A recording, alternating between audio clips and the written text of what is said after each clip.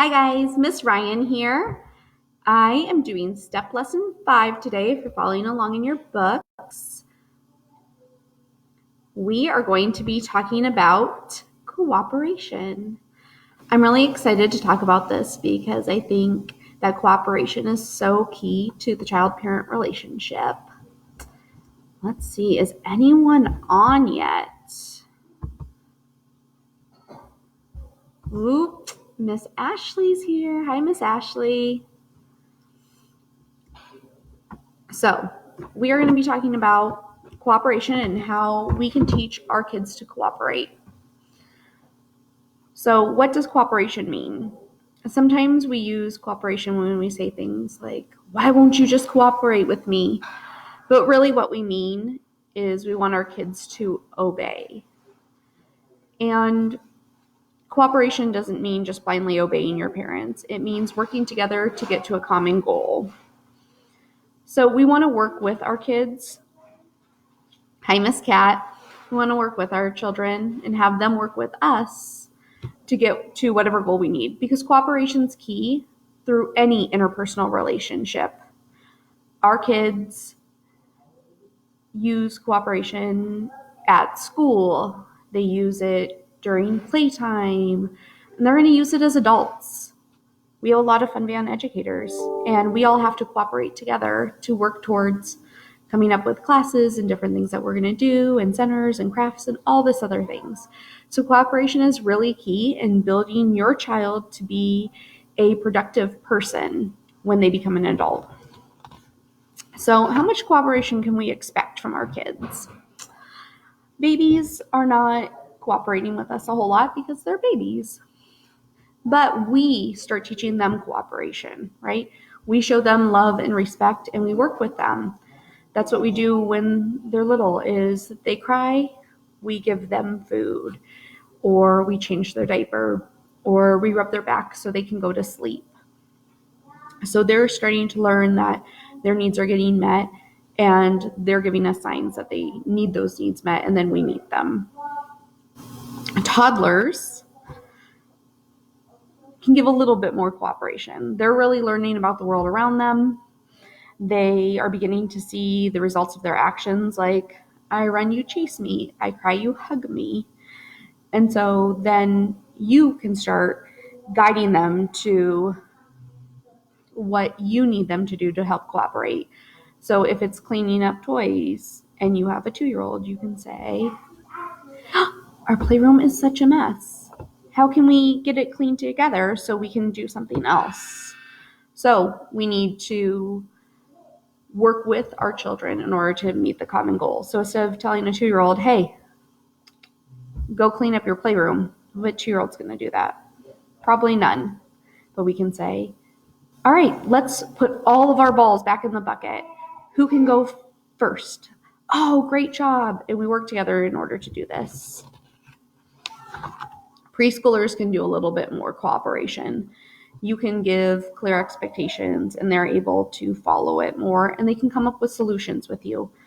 So as you're talking about different things with them, hey, we all want to go to the movies, but the playroom's a mess. What can we do in order to go to the movies?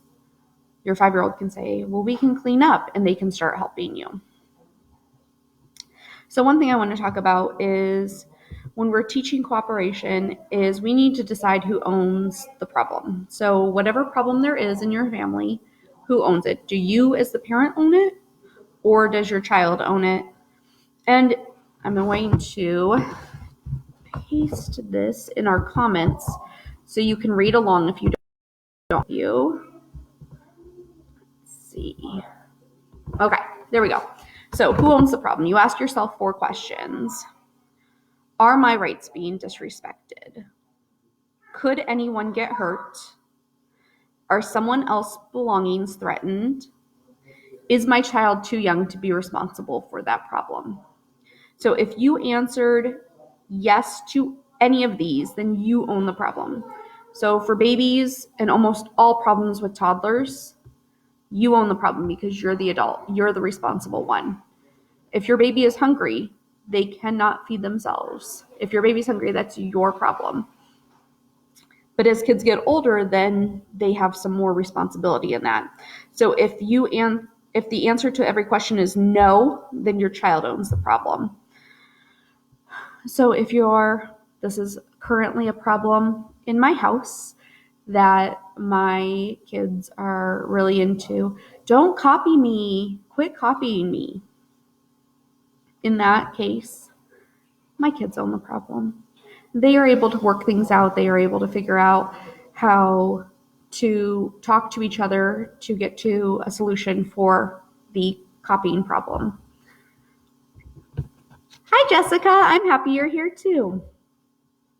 Your 9-month-old wets their diaper. You own the problem because a 9-month-old cannot change themselves. But your 5-year-old has an accident. Who owns that problem?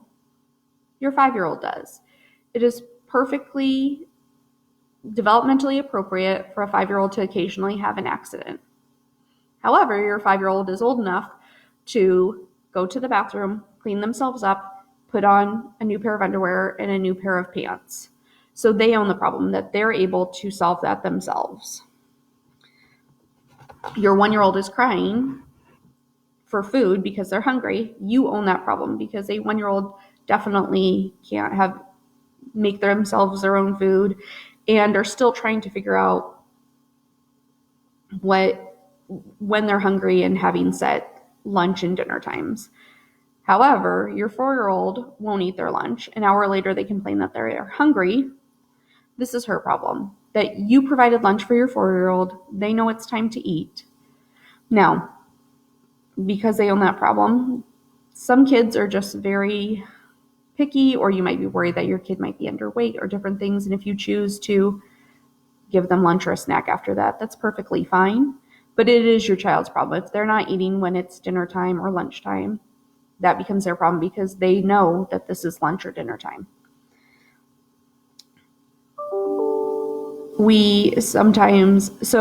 There's one, because sometimes it's hard to determine who owns the problem. One that I like that they talk about in the book is every morning your daughter refuses to dress herself. She takes forever eating breakfast. Mom has trouble getting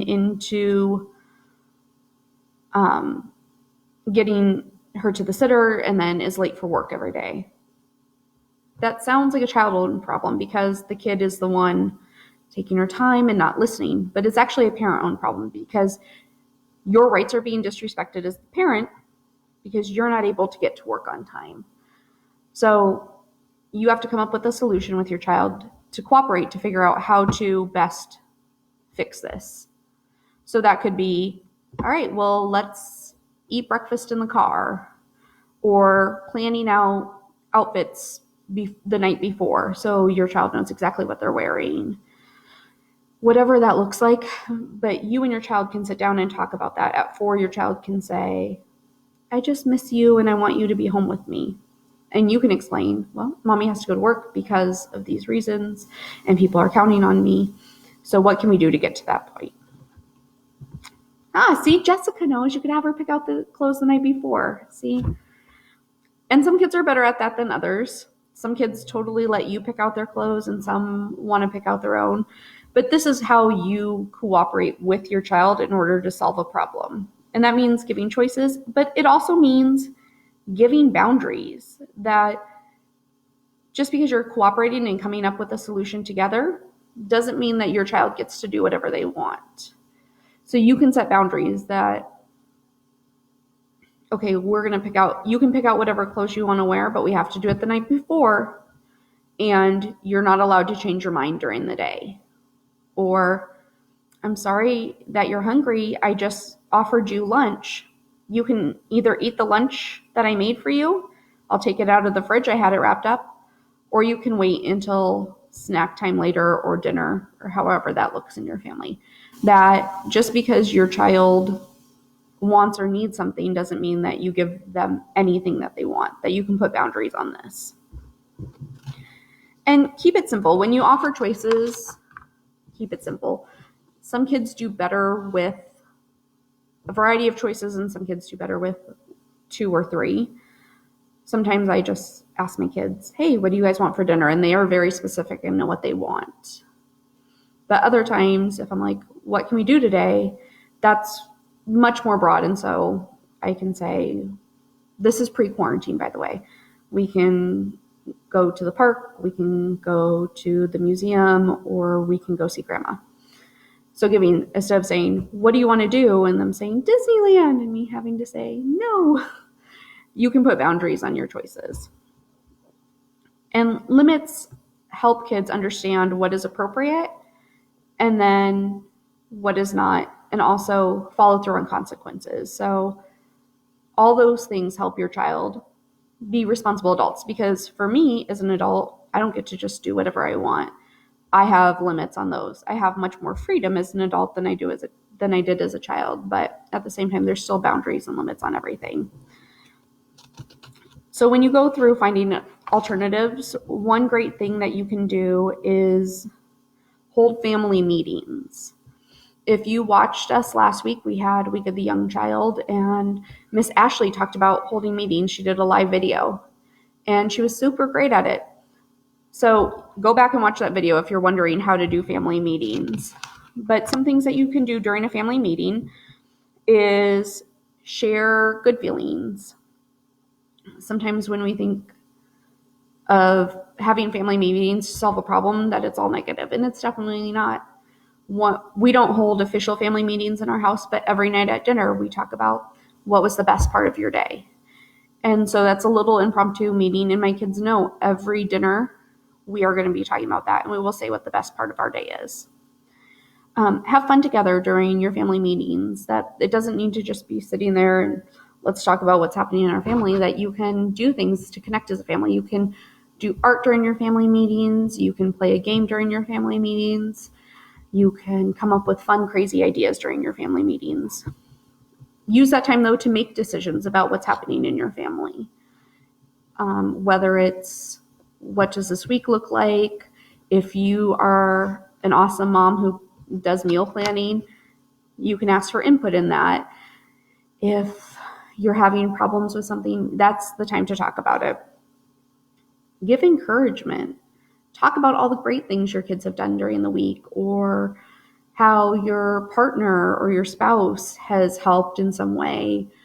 And let your kids tell you all the great things that happened, and build each other's confidence within your family meetings, because they're not just a negative thing, and they're really helpful in finding solutions to problems and building your connection as a family.